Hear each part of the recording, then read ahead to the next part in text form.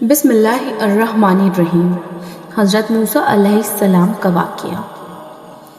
السلام علیکم ناظرین، آج ہم بیان کرنے جا رہے ہیں ایک ایسے نبی کی داستان جس نے دنیا کے سب سے بڑے ظالم بادشاہ فرعون کا مقابلہ کیا، جنہیں اللہ تعالیٰ نے اپنی قدرت کے عظیم نشانات کے ساتھ بھیجا۔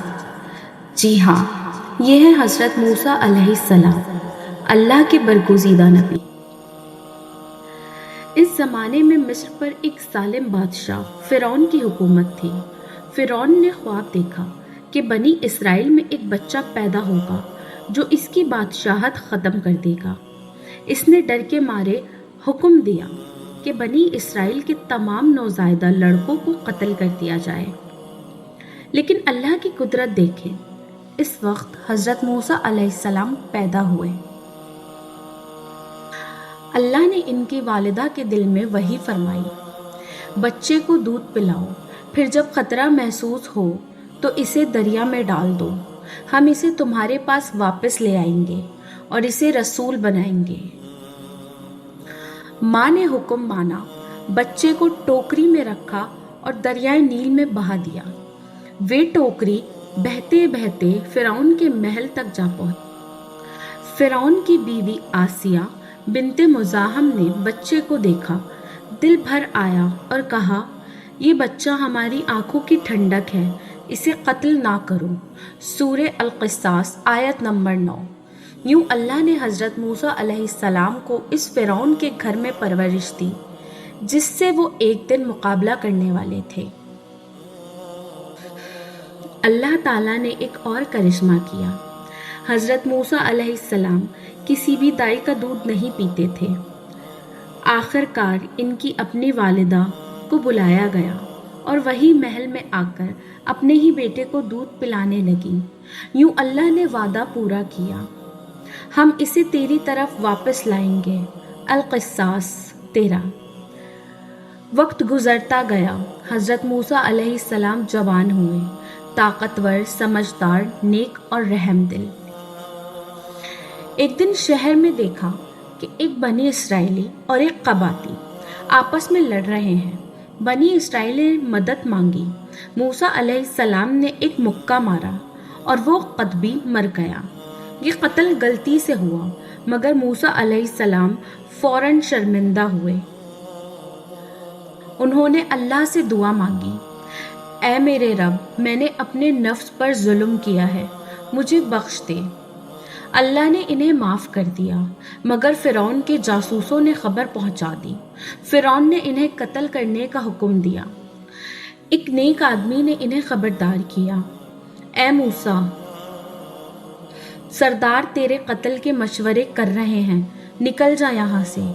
اور موسیٰ علیہ السلام مدینے کی طرف روانہ ہو گئے۔ راستہ طویل اور صحرائی تھا، مگر اللہ نے حفاظت فرمائی۔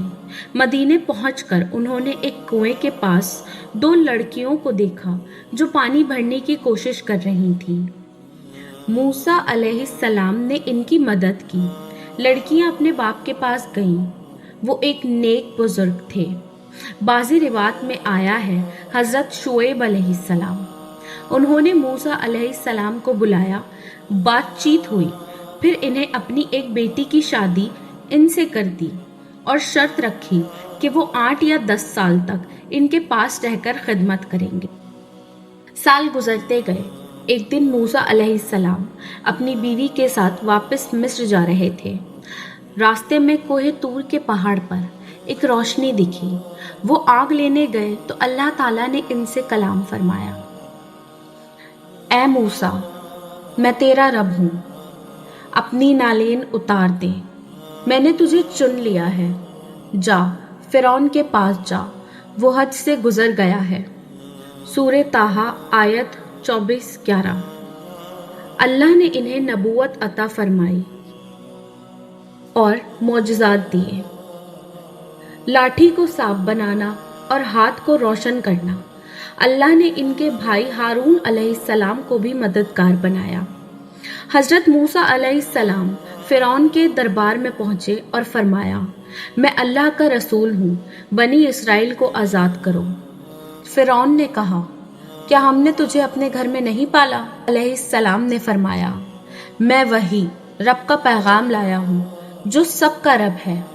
فرعون نے جادوگروں کو بلا کر کہا، اگر تم نے موسیٰ کو ہرا دیا تو میں تمہیں انعام دوں گا۔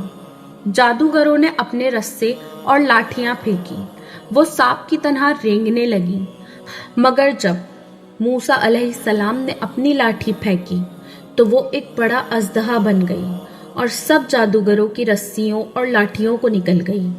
جادوگر فوراً سجدے میں گر گئے اور بولے، ہم رب موسیٰ و ہارون پر ایمان لائے۔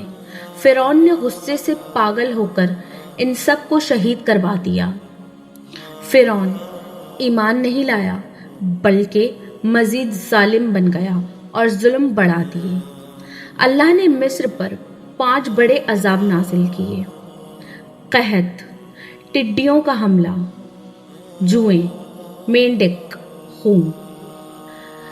ہر بار فرعون وعدہ کرتا کہ وہ ایمان لائے گا، مگر عذاب ہٹتے ہی وعدہ توڑ دیتا۔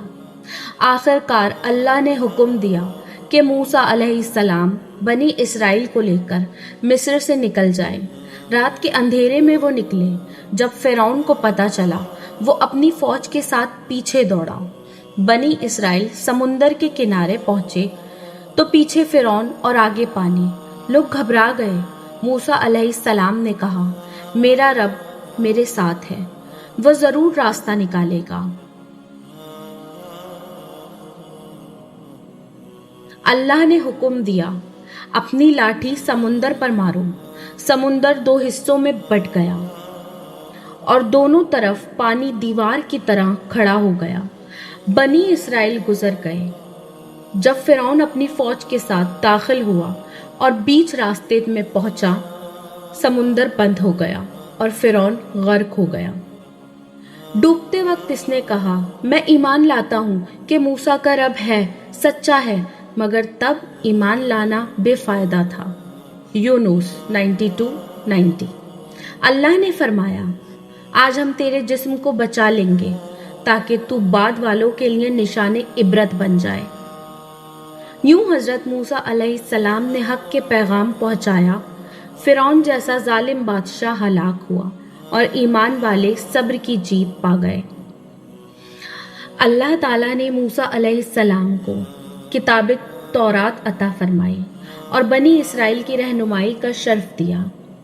ظلم کا انجام ہمیشہ تباہی ہے، حق اور صبر ہمیشہ کامیاب ہوتا ہے۔ اللہ پاک نیک بندوں کی حفاظت خود فرماتا ہے۔